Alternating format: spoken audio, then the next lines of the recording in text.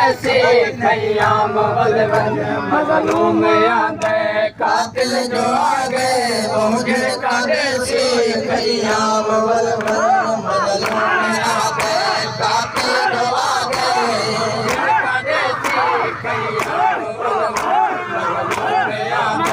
कातिल जो आ गए मुझे कादे से खयाम बलवन मजलूम बाबा पिया दी जगल को मजलूम बाबा पिया दी जगल तो मजलूम बाबा पिया दी जगल तो मजलूम बाबा पिया दी जगल तो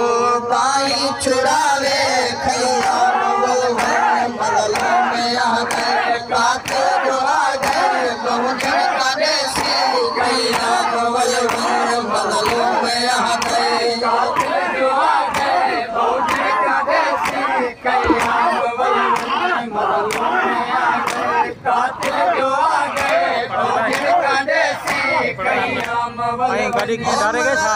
बाबा पिया दी जगल तो मजलूम बाबा पिया दी जगल तो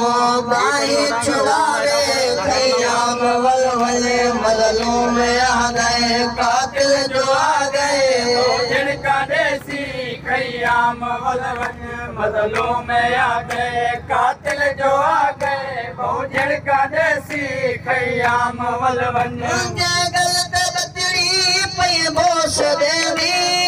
गलत बतड़ी खंजर चले सी गलत बचड़ी पै बोस देवी गलत बचड़ी खंजर चले सी गलत बतड़ी पै बोस देवी गलत बतड़ी खंजर चले सी गलत बचड़ी पै बोस देवी गलत बचड़ी खंजर चले सी सरदन तो बचड़ी करके जुदाए सरदन तो बचड़ी करके जुदाए जैसी खैया बलवन मजलूम आ गए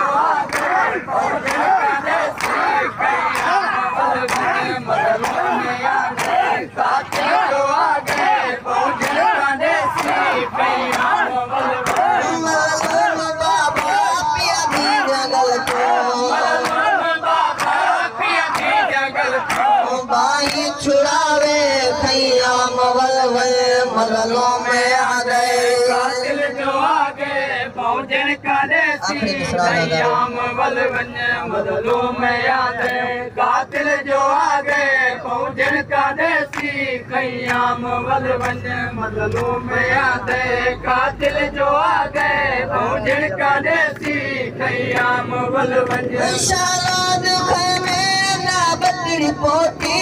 और जुल्म दी थी इब्तदा गई शालाद खैमे ना बतड़ी पोती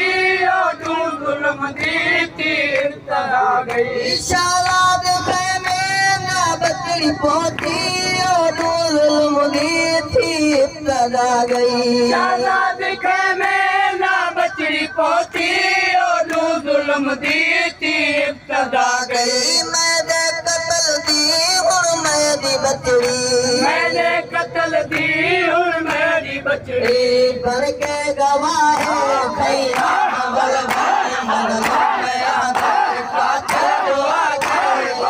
कादे से खयाम बलवन मजलूम आ गए कातिल जो आ गए पहुंचन कादे से खयाम बलवन क्यों मारे दे क्यों झटका दे क्या तेरी जालिम औलाद कोई नहीं क्यों मारे दे क्यों झटका दे क्या